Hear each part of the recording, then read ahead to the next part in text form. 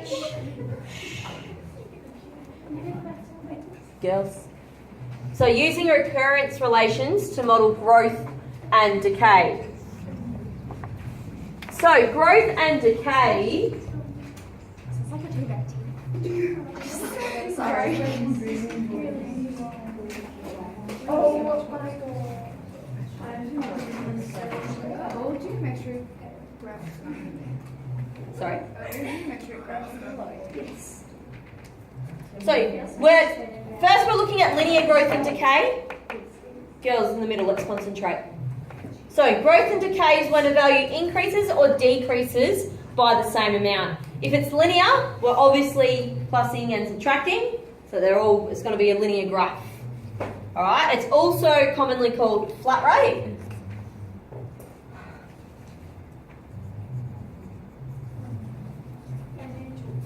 Or straight line depreciation.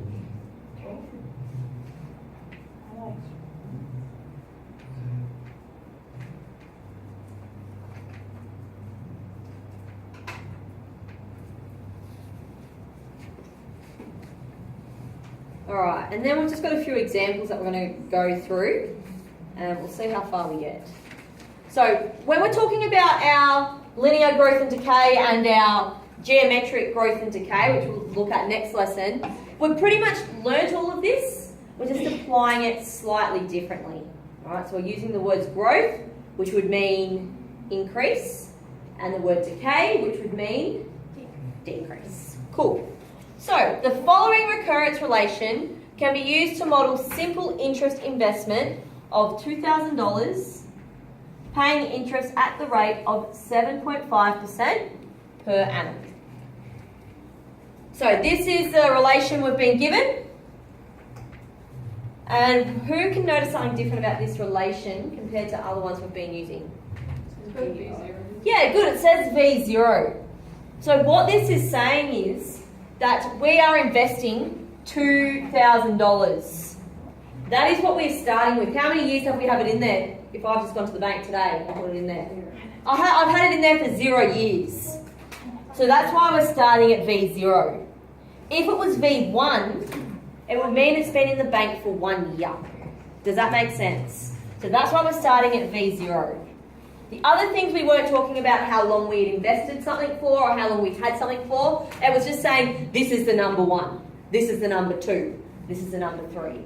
Does that make sense? Cool. All right. So in the recurrence relation, Vn is the value of the investment after n years. So after 0 years, we've got 2,000. After 1 year, we've got such and such. So after that many years. So use the recurrence relation to find the value of the investment after 1, 2 and 3 years. So again, here's our good mate recurrence relation. Alright, so we know that our V0 is what? 2,000. 2,000. So to find how much we have after 1 year,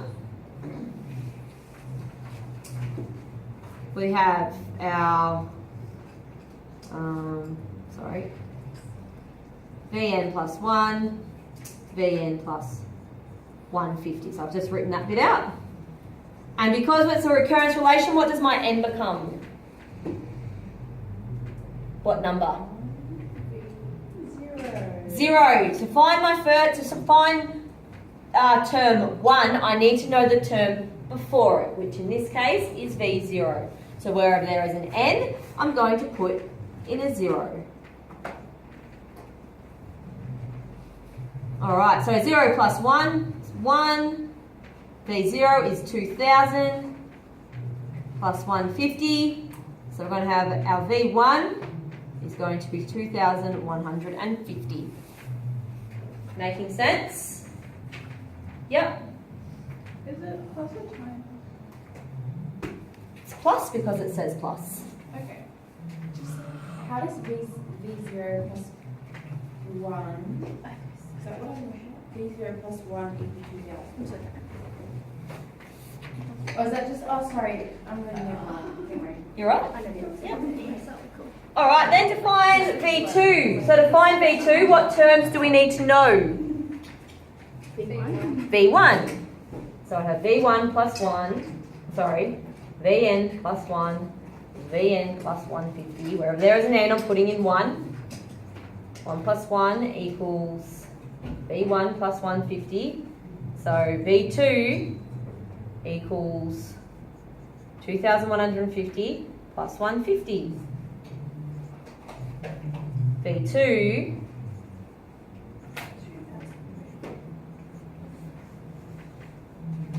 is 2,300. And then the last one, because we need it after 3 years as well. So V3, same thing.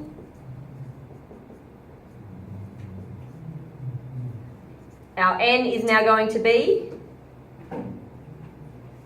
what's our n going to be? Yep, 2. Wherever there is a 2, an n, we put in 2. So our V3 equals, what am I doing?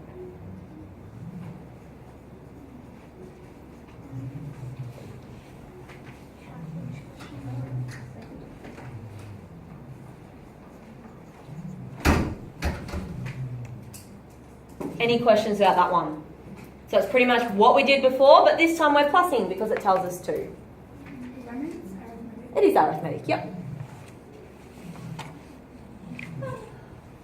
So for B, you just go, it's got, so you just add on 150.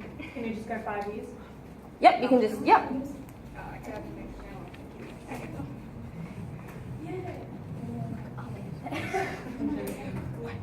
All right, can I move down? No. No, keep going.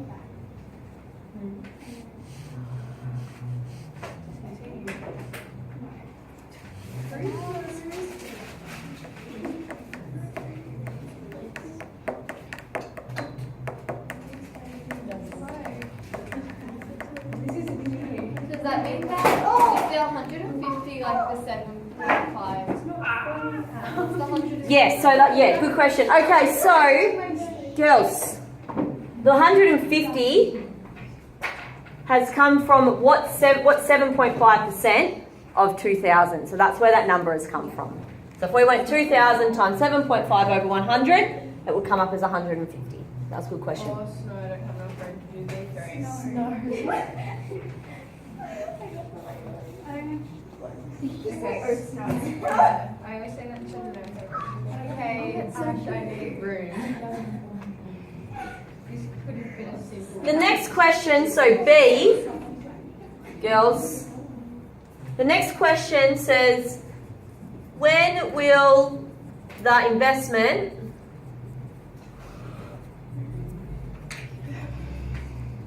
reach 2,750? So, one way we can do it, there's 2 ways we can do it, but we're going to go with the first way, is put in our 2,000, that's what we're starting with, into your calculator, and plus 150. And keep plussing 150 until you get to 2,750, and then count how many times you did it. So it would be after year 1, after year 2, after year 3, after year 4. Keep going until you get there. Does that make sense? So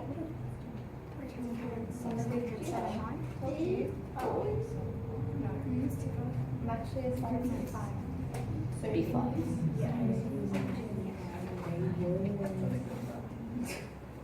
But is it like on the 50 or at the end of the 4th? No, because it's the end of this year. How many years? 5.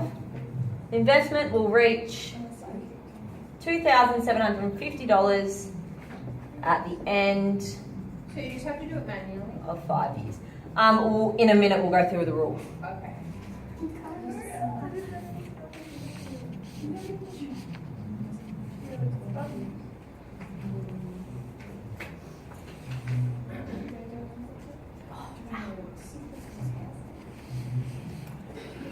Any questions about any of that? No. Cool. They all say that. Yeah.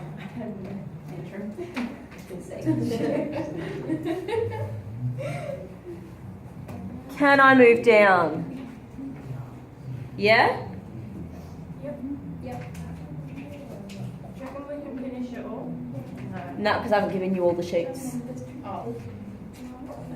So is that the only way you do it for that one? At the moment, yes. We should do it if one year is completed test.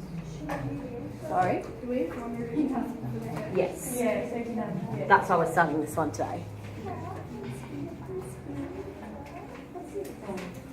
Oh, yeah. Will the test be later on this week? No, next week. It's on MConnect. Okay, the following recurrence relation can be used to model a flat rate depreciation of a car purchased for $18,500, depreciating at a flat rate of 10% per annum. Alright, so we worked out what 10% of 18,500 was, and we've taken it away. Does that make sense? That's how we get that number. Okay, so in this recurrence relation, Vn is the value of the investment after n years. So again, that's why we've got V0.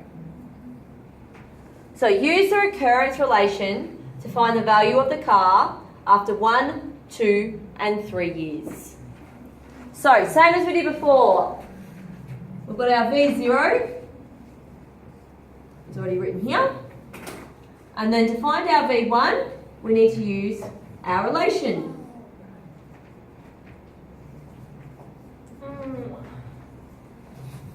And what is our n going to be for this one? What's that? Yeah, it will be 0. Yep, we need to know the one before. Isn't it alright if you just like skip the step in the middle? Like because you're looking for V1, can't you just say, okay, V1 equals this? Yep, but you need to show where you're getting your numbers from. That's what the relation is about. How do they all relate? Showing the exam. Pretty fluffs and stuff. Bill, you're adopting my habits. What?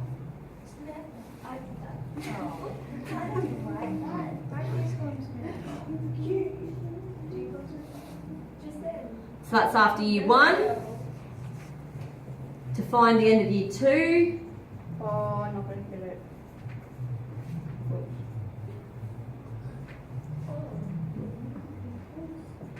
What n are we going to use? 1. Yep.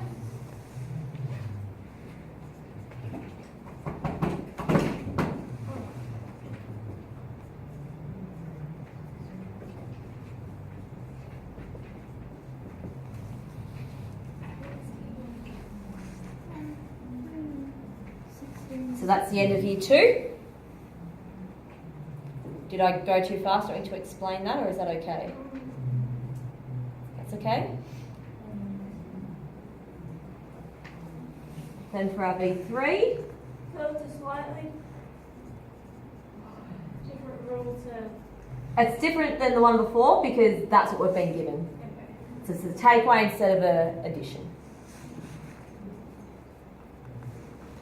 So for the third year, what's my n going to be? Yep, 2.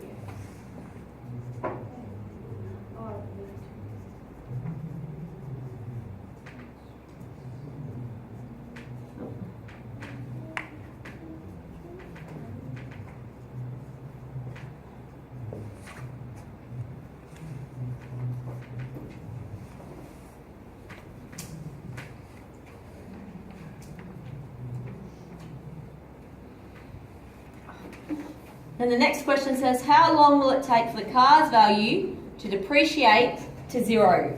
So starting at 18,500, what are we going to do to make it depreciate to 0? Minus. Yep, what are we minusing? 1,800. Yep, cool. And we just keep minusing. And we count how many times it happens and what we get to on your calculator. And what do we get to? 0. Yep, 10 years. So after 10 years, the car's value will depreciate to $0.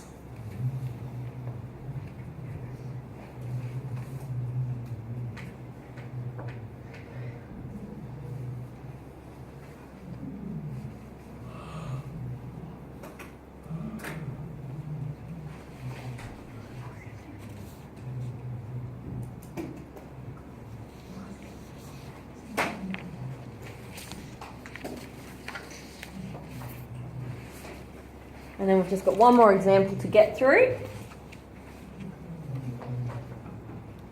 Can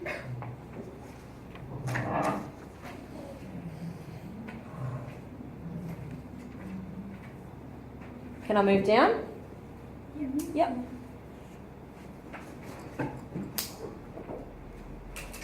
Can I rub this out? Anyone still copying? No, all good. Sure? Yeah. Yeah? Alright. Okay, so some of you asked before, is that the only way we can find it? So no, we do have a rule we can use, but sometimes it is quicker just to go enter, enter, enter, enter, enter. Alright, but if you're finding a big one, like the 65th term, that's my favourite number today, using the rules will help you. So, to find the nth term using linear growth, we use the rule, and it's a rule, not a relation, V0 plus n times d. And remember, it's arithmetic, so it's d, not r. And to find the nth term using decay, it's Vn equals Vo, what do we reckon? The next bit? Yep, minus n times d. So they're the two rules. And they're much easier to use than a relation.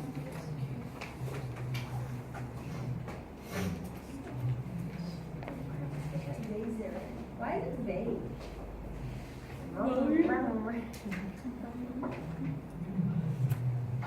Alright, can I go down?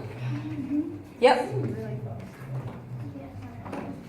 I know I'm going through pretty fast, I'm sorry. Okay, so last example. So we'll try and get through this before the bell. Okay, the following recurrence relation can be used to model a simple interest investment of $4,000 paying interest at the rate of 6.5% per year.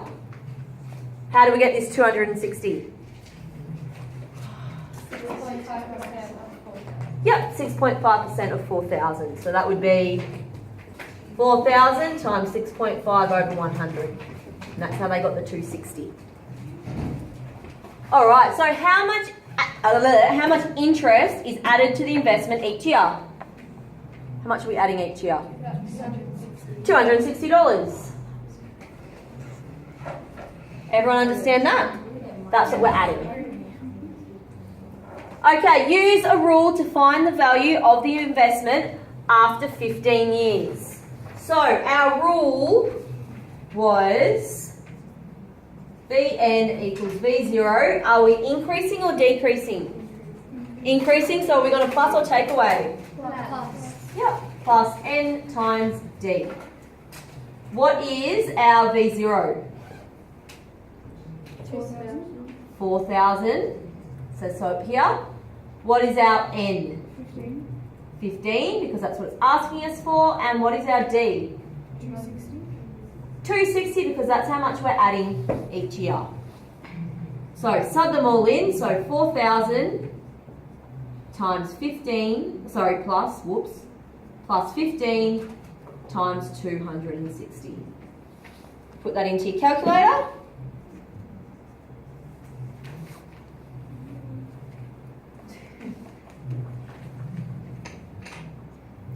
So after 15 years, the investment will be worth $7,900. Does that make sense? That's not how much interest is being put in, that is how much is it worth altogether. Because we've already put in our starting figure here. Alright, then use the rule to find when the value of the investment first exceeds $10,000. So what we can do here is we can use our calculator to solve for the answer. Alright, so we've got our equation. So Vn equals V0 plus n times d. Where we've got our Vn, we're going to put in what we want it to equal.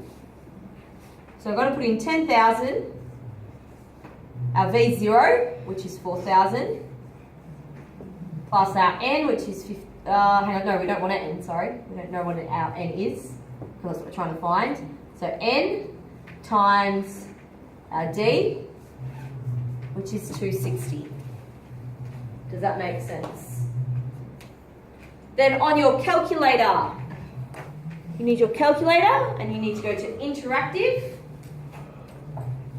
and advanced and solve. And you might want to put the n in as x instead, just so it will make it easier.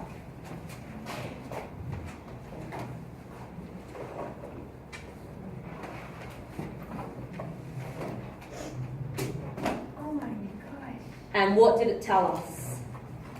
How many years did it take to get to $10,000? A lot. 23.07. Now, one thing we need to remember is that this is only, the interest is only done, because it says per year, the interest is only done at the end of each year. So, how many years will it take to get to 10,000? 23. No. 24. Because it hasn't been put in. So it will go in 23.07 years, that's when it will hit it. But the interest will go until the end of that year. So it's not in there at the end of 23 years. It's in there at the end of 24 years. Does that make sense? Yeah. So when we're talking about this, girls, I haven't said you can go yet. When we're talking about this, we always need to round up. I know that's different to everything else we learn in maths, but when we're talking about this, we need to round up. Why? Because this hasn't been put in at 20, this hasn't gotten to 10,000 at the end of 27 years, and the interest is only put in at the end of a year. So even if it was 0.01, it would Yep, still still round up. round up to 24, because it hasn't gone in until the end of the 24th year. Yeah, you will get a plus one. Alright, now you may go and have a wonderful day, afternoon.